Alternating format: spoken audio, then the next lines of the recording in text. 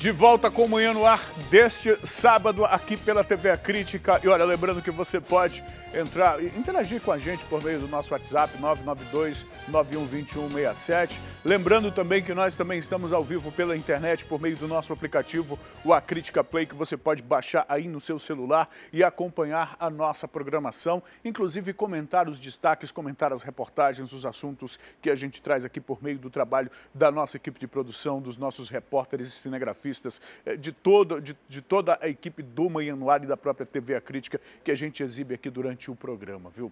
Hoje a gente traz um caso curioso e extremamente preocupante de várias pessoas da mesma família que morreram de forma misteriosa na cidade de Codajás. A gente vai trazer este caso, inclusive a última, uma jovem de 16 anos que morreu 30 minutos após chegar no hospital com fortes dores abdominais. É um mistério, a gente tem detalhes sobre isso que vamos trazer daqui a pouco ainda na edição de hoje. Também vamos voltar a falar de Alejandro Valeico, que continua em uma clínica particular no centro da cidade, onde Alejandro recebe atendimento médico. Ele passa por uma bateria de exames. Nós temos acompanhado isso nos últimos dias. Desde que recebeu a notícia de que seria transferido para o sistema prisional, ele tem demonstrado, de acordo com a defesa, alguns problemas de saúde, arritmia, pressão alta, e está hospitalizado fazendo esta bateria de exames. E a gente atualiza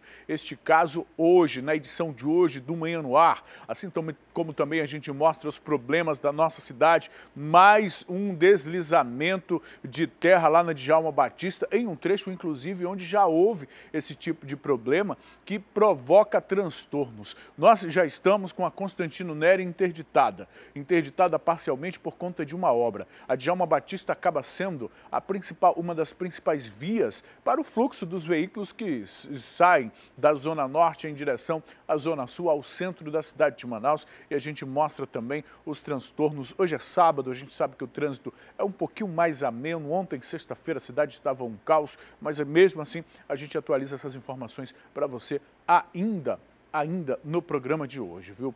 Agora, olha essa informação. Lá no Conjunto Canaranas, no bairro Cidade Nova, um casal e uma criança foram feitos reféns por uma dupla armada. Essa dupla invadiu o carro deles, viu?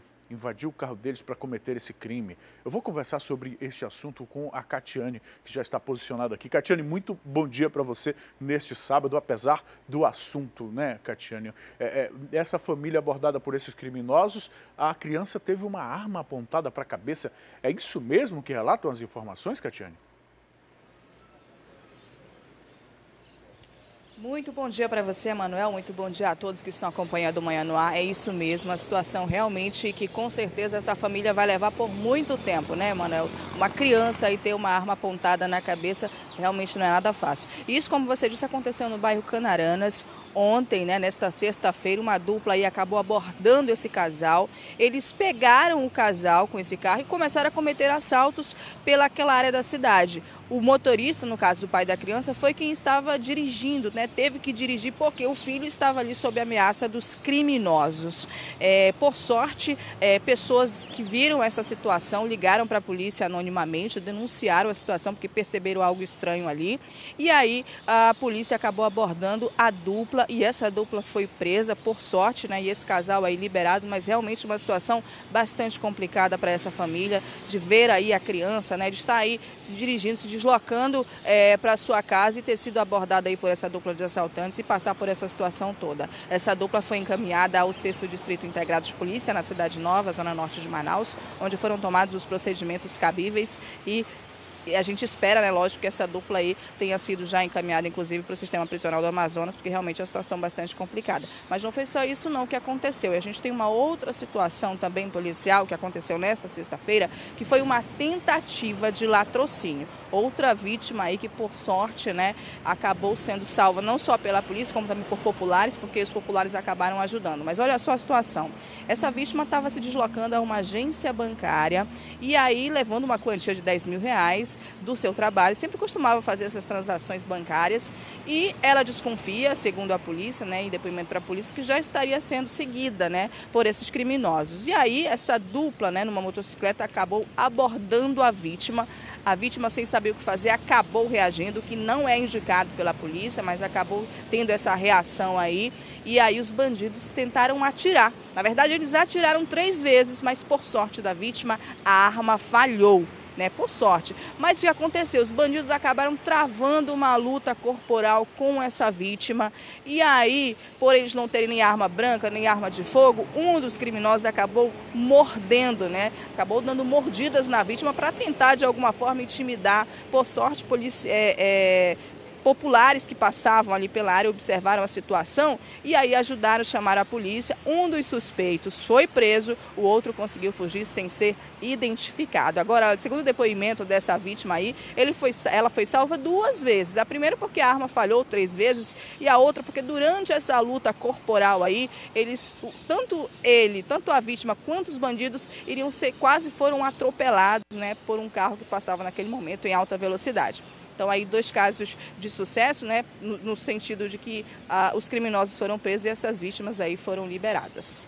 Emanuel.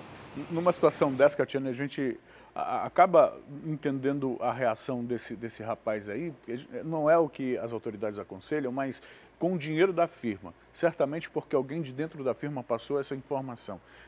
E aí, se ele é roubado ali, de repente passa até o suspeito de ter articulado aquilo, mas escapou da morte pelos tiros que falharam, escapou da morte por ser atropelado e também escapou da morte, de repente os caras decidem mordê-lo lá ou mais, Que situação, Até na mordida, os caras estão apelando até para mordida agora, a arma não funciona, vamos morder, a arma não está funcionando, vamos ameaçar as pessoas mordendo. Até que ponto a gente chegou, Catiane? Daqui a pouco eu volto a conversar com você.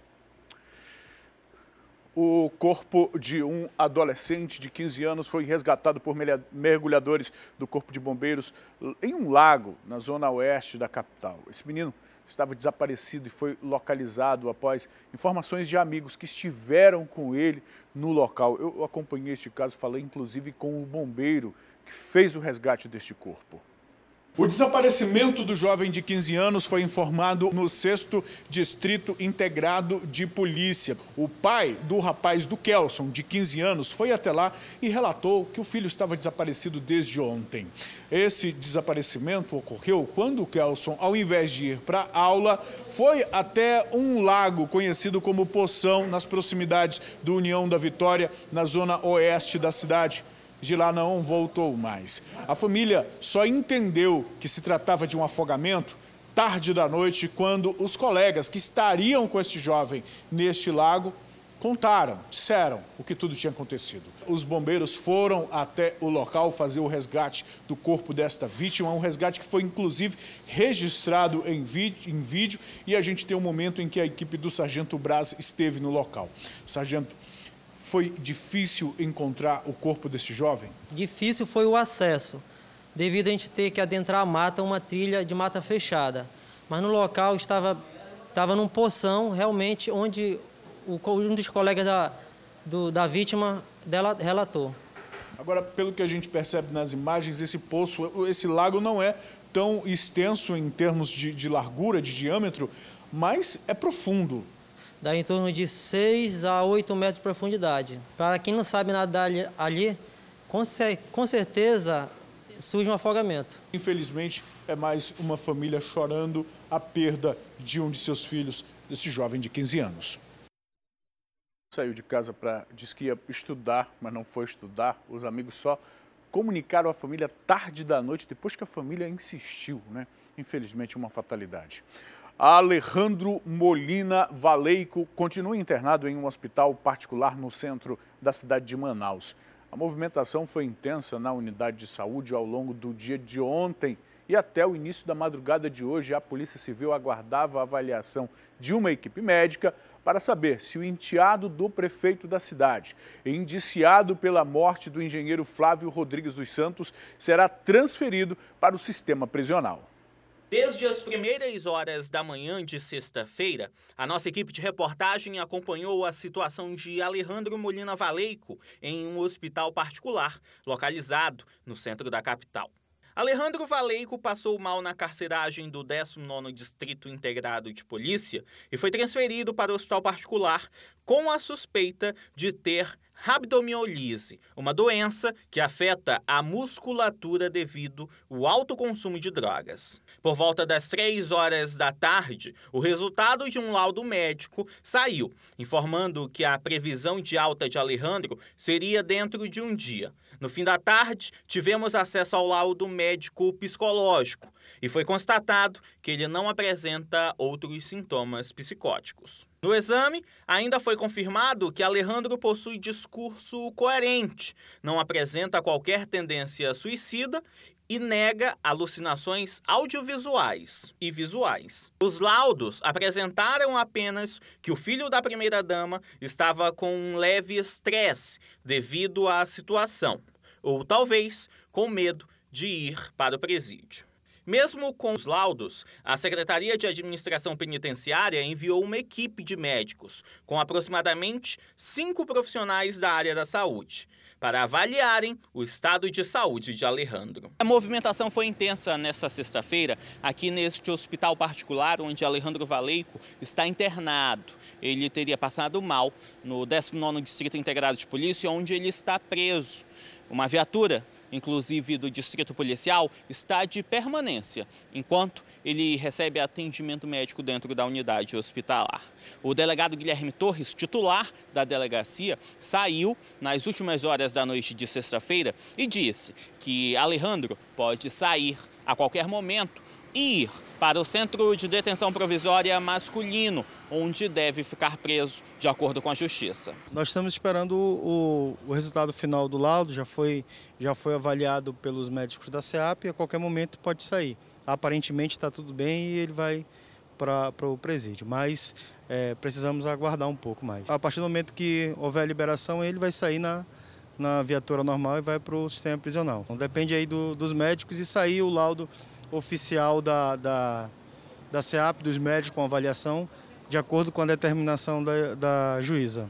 Até o início da madrugada de sábado, Alejandro ainda continuava na unidade hospitalar. Segundo o delegado, ele já não volta para o 19º Distrito Integrado de Polícia, onde está desde o início do mês de outubro. Ele agora é indiciado um dos 3 indiciados, pela morte do engenheiro Flávio Rodrigues. E essa situação de estresse, se em decorrência justamente do consumo de drogas, uma questão da abstinência, eu fico pensando assim, ele já está preso há cerca de 60 dias. Será que só agora que essa crise veio se manifestar de uma maneira mais forte assim? Ou pode ser de fato alguma ansiedade, algum nível de ansiedade pela certeza de que vai baixar para o sistema penitenciário estadual?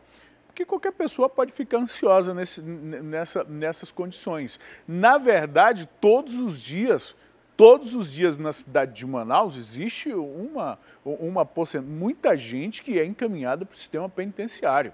Há delegacias que fazem ocorrência de 10, 15 ocorrências por dia e muita gente não fica nas carceragens. Depois que vai para a audiência de custódia, vai direto para o sistema penitenciário. Tu imagina se esse procedimento fosse feito a cada vez que alguém tivesse alguma crise de ansiedade, alguma coisa assim? Diretora, como é mesmo o nome da doença, diretora?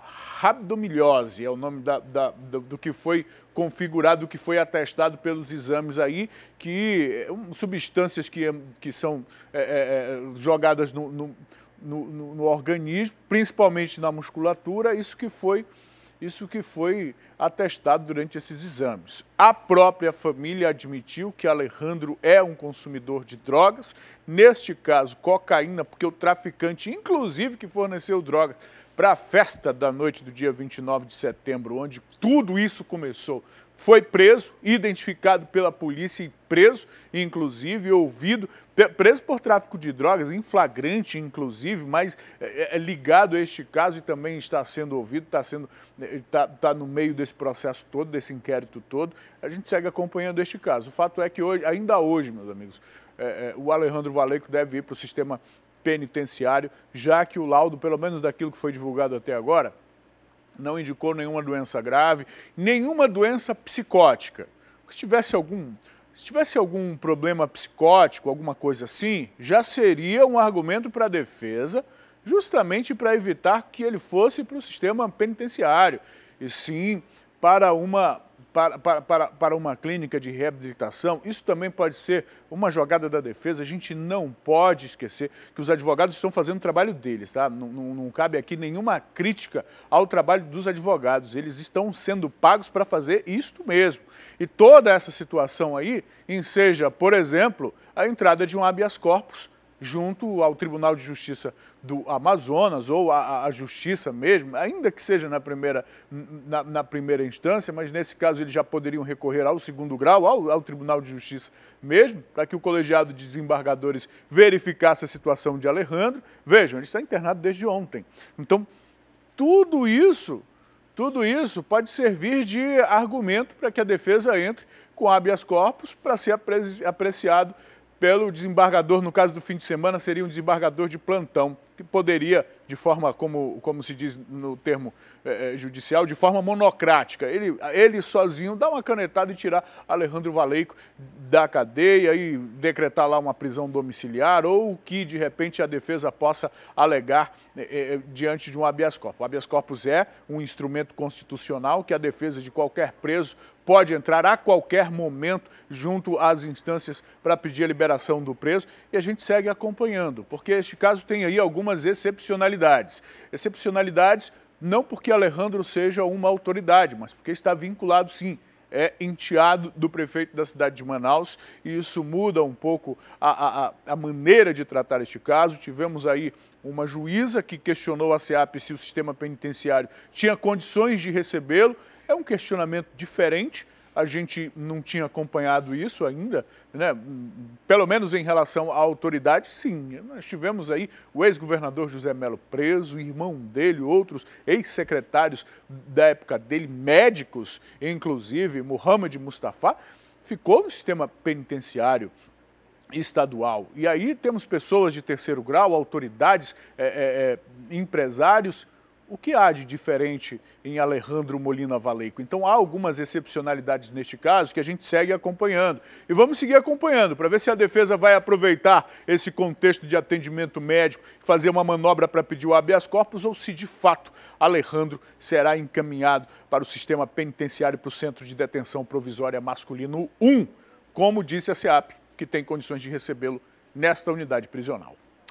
E no interior do estado, lá em Barreirinha, um jovem indígena matou o próprio pai com um tiro acidental. Aqui em Manaus, um homem foi morto a tiros lá no Coroado, na Zona Leste, durante esta madrugada. Vamos falar ao vivo com o Bruno Fonseca, que tem as informações sobre esses casos de polícia. Uma fatalidade no interior, Bruno. Você tem informações sobre este caso, Bruno?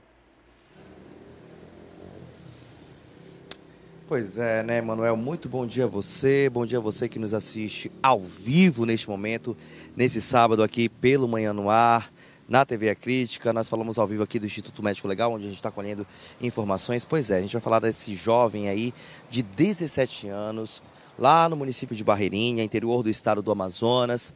Na verdade, é uma comunidade que fica distante a 2 horas ali de Barreirinha, viu, Emanuel? Eles estavam consumindo bebida alcoólica. Aí pegaram uma espingarda e, segundo testemunhas, isso de acordo com a polícia, Manuel, eles começaram a brincar com a espingarda, passando um para o outro.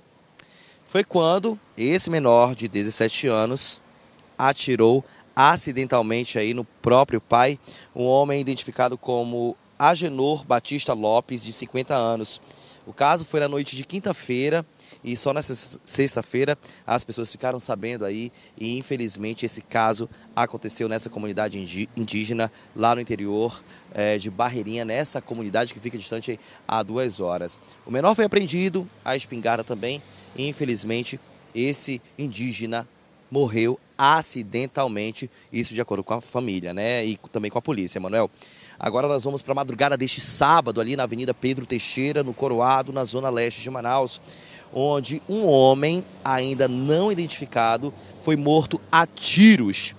De acordo com a polícia, foi na madrugada desse sábado, E as pessoas que moram ali nas proximidades da Avenida Pedro Teixeira, que é uma avenida bem extensa ali, né, Emanuel? A gente sabe também que muitos casos já aconteceram ali no Coroado, que é na zona leste de Manaus. Eles ouviram apenas os tiros. Quando saíram ali das residências, simplesmente encontraram este homem, que ainda não está identificado, nem aqui no Instituto Médico Legal, onde aguarda a identificação. Ele estava lá já estirado no chão ali da Avenida Pedro Teixeira. Foram 2 tiros na cabeça. De acordo com a polícia, que já está aí em investigação, a Delegacia Especializada em Homicídios e Sequestros entra em investigação nesse caso. O caso pode ter um possível acerto de contas pelo tráfico de drogas que infelizmente ocorre ali naquela área. A gente acabou de receber também, Emanuel, uma última informação, que na comunidade do Francisca Mendes, no Nova Cidade, aqui na zona norte de Manaus, um homem foi morto a facadas. Ainda não há informações de quantas facadas foram desferidas sobre este homem, mas o que se sabe é que este homicídio também aconteceu por volta das 4h30 da manhã, ali na Rua 60 do Francisca Mendes. O bicho tá pegando, viu, Emanuel? Infelizmente, a gente acorda já aí sabendo dessas informações que deixam as famílias amazonenses amedrontadas com tantos atos de criminalidade aqui na cidade de Manaus. Outras informações a gente confere daqui a pouco, aqui mesmo no Manhã no Ar, ou então logo mais no Alô Amazonas, às 10h30 da manhã. Eu volto com você no estúdio, Manuel. Muito bom dia para você e um bom programa. Bom dia, Bruno. A gente tem que agradecer ao Bruno, ele está desde as primeiras horas da manhã colhendo essas informações, fazendo essa apuração aqui para o Manhã no Ar, trazendo a informação e daqui a pouco no Alô Amazonas. Qualquer novidade, você tem passe livre aqui no Manhã no Ar, Bruno. Muito obrigado. Olha, uma mulher identificada até o momento apenas como Raquel, ela morreu e outras duas pessoas ficaram feridas durante um grave acidente, na verdade um acidente fatal, né? Lá na Avenida Torquato Tapajós, na madrugada de hoje. Segundo a polícia, a colisão aconteceu por volta de 1h da manhã.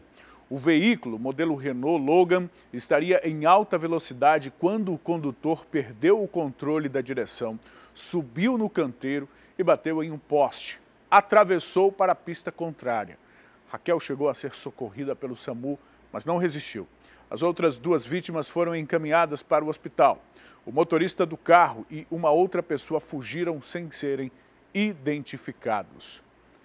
Em alta velocidade, geralmente pela madrugada, alta velocidade é uma combinação que está associada ao consumo de bebida alcoólica e o resultado não poderia ser outro senão violência no trânsito, acidentes fatais, famílias chorando a perda de alguém neste momento porque alguém perdeu o controle da direção do veículo ou porque não estava prestando atenção, ou porque não se preocupou que, de fato, quando se assume o volante de um veículo, você está sendo responsável, primeiro pela sua vida e depois também é responsável pela vida de outros cidadãos e concidadãos que dividem o mesmo espaço público, que são as ruas da nossa cidade. É lamentável. E no bairro União da Vitória, na Zona Norte, o mercadinho também foi alvo de criminosos. O dono do estabelecimento e um amigo estavam em frente ao comércio quando um homem se passou por cliente e anunciou o assalto. Uma câmera de vigilância registrou o crime. Tudo aconteceu aqui na Avenida Riacho Fundo, que fica no bairro União da Vitória. Foi uma ação criminosa rápida e muito bem arquitetada pelos suspeitos. Era por volta de 1h da tarde. A movimentação aqui na via era bastante tranquila, exatamente como hoje. Poucos carros na rua e também poucos pedestres passando. O proprietário deste pequeno mercadinho estava sentado aqui nesse banco, acompanhado de um vizinho, um colega que trabalha aqui nas proximidades. Já no caixa, não tinha ninguém. Foi quando um homem veio andando aqui da Avenida Riacho Fundo e entrou no pequeno comércio. Aqui dentro, ele ainda chegou a se passar por cliente, mas apenas por alguns segundos. Depois disso, ele anunciou o assalto e puxou uma arma de fogo. A ação foi registrada pelas câmeras de segurança do próprio estabelecimento comercial. O suspeito age com muita truculência e violência. Ele pede para que o proprietário e o colega que estava com ele se dirijam a esta área aqui do pequeno comércio, onde o suspeito pede para que os dois deitem no chão e não façam qualquer movimento. A orientação do suspeito era para que as vítimas não reagissem. Caso contrário, ele iria usar a arma de fogo. Depois que o suspeito se aproxima aqui do caixa, onde estava a renda diária, o comparsa dele entra em ação. Um homem que aparece de camisa cinza. Ele entra no pequeno comércio e se aproxima das vítimas. Enquanto isso, o primeiro suspeito está aqui no caixa tentando retirar a renda diária da caixa registradora. O suspeito que está com as vítimas começa a revistar os bolsos dos dois homens que estão deitados no chão. Ele consegue pegar um anel, uma aliança de uma das vítimas e depois consegue também levar o celular de uma das vítimas. Depois disso, o suspeito que está aqui no caixa não consegue abrir a caixa registradora, mas ele acaba achando uma quantia em dinheiro, cerca de 400 a 600 reais, e consegue roubar esse dinheiro. Depois disso, os dois suspeitos saem aqui deste pequeno comércio e fogem pela rua Riacho Fundo. Até então, esses dois criminosos não foram identificados pela polícia. Isso foi rápido, muito rápido mesmo que eles fizeram isso. A gente se vê nessa situação, é muito complicado. Até a aliança do meu esposo, eles levaram. É uma tristeza. O celular do meu esposo estava com 9 dias que eu tinha tirado para ele e não foi tão barato, eles levaram. A renda toda eles levaram. Agora, os proprietários querem que, através dessas imagens registradas pelas câmeras de segurança deste pequeno comércio, a Polícia Civil consiga identificar esses suspeitos. A imagem está nítida aí, se você identificou, denuncia para a polícia. Agora a gente fala sobre uma doença misteriosa que fez mais de uma vítima lá em Codajás. Na verdade, é a 5ª pessoa da mesma família que morre em decorrência deste fato misterioso. A Catiane Moura está acompanhando este caso, tem as informações. Catiane, já existe alguma explicação? As autoridades de saúde já conseguem dizer por que essas pessoas estão morrendo? Bom dia novamente para você, Manuel. Por enquanto ainda não. As coletas, que foram feitas no Hospital de Codajás já estão em Manaus sendo analisadas pela Fundação de Vigilância em Saúde. Mas atualizando, como você disse, já é a 5ª pessoa, a 5ª vítima de uma mesma família que morre dessa forma misteriosa, com sintomas semelhantes. O primeiro caso começou em setembro, no dia 19 de setembro. Um bebê deu entrada no Hospital de Codajás também com os mesmos sintomas dessa última vítima, a Fabrícia Cesária Garcia, de 16 anos, que deu entrada no mesmo hospital nesta sexta-feira e acabou falecendo meia hora depois. Segundo informações do secretário do município de Codajás, Carlos Pinheiro, a jovem deu entrada com fortes dores no abdômen, com náusea e também com vômito. Sintomas bem parecidos, como a gente comentou agora há pouco, com as outras vítimas que também morreram no município. E aí depois, em consequência de todas essas dores, de todo esse problema, desses problemas que ela deu entrada no hospital, acabou tendo uma parada cardíaca. Segundo informações do secretário, a família não permitiu que fosse feita uma necrópsia no corpo. Mas antes disso, o hospital já havia feito, durante pouco tempo de internação, coleta de sangue, de fio de cabelo e também de saliva. Material que já está com a FVS e aí está sendo analisado para, de fato, ser descoberto o que está acontecendo, por que essas pessoas estão morrendo no município e pessoas de uma mesma família. Agora, segundo profissionais da saúde, eles acreditam que essas pessoas, que essa família tenha sofrido alguma intoxicação alimentar ou envenenamento. Mas a família, os familiares dessas pessoas que já morreram, alegam que principalmente a Fabrícia não tinha tanto contato com os outros membros. Ela era tipo uma prima de 2º grau, ou seja, não tinha uma mesma convivência familiar no mesmo ambiente e por isso não poderia ter uma intoxicação alimentar. E tudo isso tem causado na população de Codajás até mesmo muito pânico, Emanuel. Sabe por quê? As pessoas ficam com medo, especulam que pode ser um vírus, que pode ser uma bactéria, algo muito contagioso e com certeza deixa os pais das crianças em alerta. Inclusive agora no fim do período escolar, muitos pais não deixaram ou não levaram os filhos para a escola com medo de ser de fato algo contagioso. Mas como a gente já falou mais cedo, esse material que foi coletado nessa última vítima já está sendo avaliado pela FVS, inclusive especialistas, infectologistas já foram ao município de Codajás também para verificar essa situação E é claro, a gente aguarda o resultado desses exames para saber o que de fato está acontecendo no município. Emanuel. Essa investigação precisa ser realizada mesmo, Catiane. Enquanto você falava essas informações para a gente, nós víamos aqui a fotografia da moça que faleceu, da jovem e das outras crianças, 3 crianças, e ainda há mais uma outra criança. Aqui, a foto está sendo exibida neste momento. Há uma outra criança também cuja fotografia não está nessa montagem que estamos exibindo aqui no Manhã no Ar. A gente só lamenta e, de fato, espera que as autoridades de saúde façam essa investigação o quanto antes, não apenas para dar uma resposta para a sociedade lá da cidade de Codajás, mas também para que evite que algo assim volte a acontecer no futuro, viu? Todos sorrindo nas fotos, parecendo saudáveis, com a vida inteira pela frente. É uma fatalidade, realmente. Mais uma vez, Catiane, obrigado. Daqui a pouco a gente volta a conversar aqui no Manhã no Ar.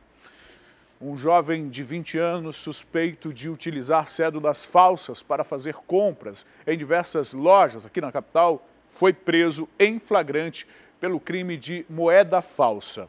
Com ele, a polícia apreendeu R$ 1.600 em notas irregulares. Ele foi capturado na própria casa, lá no bairro Crespo, na Zona Sul. As investigações iniciaram após comerciantes procurarem a delegacia especializada em roubos, furtos e defraudações para relatar o trânsito de notas falsificadas naquela área. Bom, foi identificado e preso esse jovem. A Polícia Federal deflagrou ontem uma operação envolvendo os estados do Amazonas, Rio Grande do Norte, Rondônia, Roraima e também o estado de São Paulo. O objetivo foi desarticular uma organização criminosa que seria responsável pelo comércio ilegal de mais de 1 tonelada de ouro. Foram expedidos 17 mandados de prisão preventiva, 5 de prisão temporária, 48 mandados de busca e apreensão e 15 sequestros de bens, além do bloqueio de até R$ 102 milhões dos envolvidos. As investigações apontam que o grupo criminoso seria composto por venezuelanos e brasileiros que, morando em Roraima, comprariam ilegalmente ouro extraídos de garimpos da Venezuela e de garimpos clandestinos daquele estado lá, o estado de Roraima. E em Parintins, a delegacia especializada em roubos e furtos de veículos, com apoio da Delegacia Fluvial e a polícia local do município, apreenderam 19 veículos durante a Operação Parintins 1. A Operação Parintins 1, de combate a furtos e roubos de veículos, que teve duração de 4 dias, encerrou nesta sexta-feira em Parintins.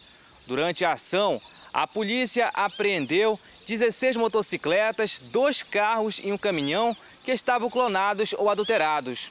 Os veículos apreendidos foram conduzidos para o pátio da 3ª Delegacia Interativa de Polícia para os procedimentos cabíveis. Nós iniciamos essa operação na quarta-feira, estamos encerrando no dia de hoje e eu faço uma avaliação técnico-policial muito positiva diante do resultado que a gente está apresentando. É realidade que tem muitos veículos com problema no município relacionados a crimes, que é o que a Polícia Civil apura. E nessa operação eu reputo rápida, de 4 dias de atuação em investigação e operações ostensivas, nós logramos êxito aí. De acordo com a Delegacia Especializada de Roubos e Furtos de Veículos, outras operações vão acontecer no próximo ano em Parintins para continuar a combater esse crime na cidade. Crimes relacionados a veículos, ou seja, aqueles que são produtos de furto, de roubo, de estelionato, visando diminuir esse número de veículos com queixas de furtos e roubos aqui no município.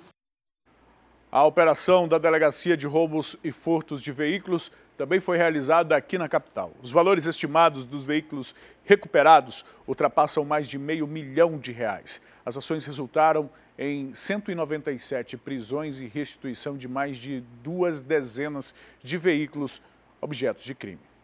Vamos fazer um intervalo rapidinho para tomar uma água, tomar um café? Olha, daqui a pouco, depois do intervalo, a gente fala sobre o buraco. Mais uma cratera na Avenida Djalma Batista, transtorno para o motorista manauara que precisa acessar esta avenida. Você acompanha essas imagens neste momento aí dessa cratera da Djalma Batista. A gente traz as informações daqui a pouquinho depois do intervalo e a gente também vai anunciar os bairros que vão, onde vai ser suspenso na semana que vem o abastecimento de água, viu? Vem mais vem mais uma falta d'água aí para os manauaras na próxima semana. Informação que a gente traz já já, depois do intervalo.